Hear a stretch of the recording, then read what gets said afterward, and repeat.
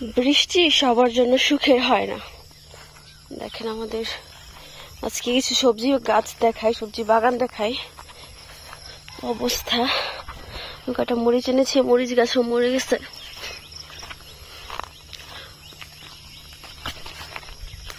এটা হচ্ছে করলা বাগান। এই করলার গাছগুলোতে পানি জমে এই অবস্থা হয়েছে।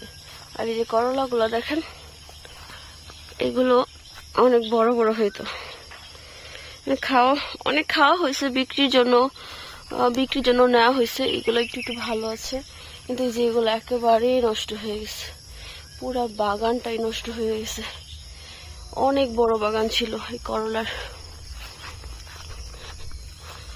অনেক বড় বাগান ছিল, পুরো বাগান নষ্ট হয়ে গেছে।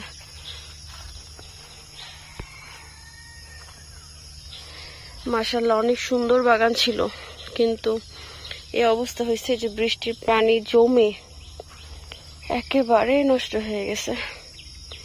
কি একটা অবস্থা, দেখে খুব খারাপ লাগছে।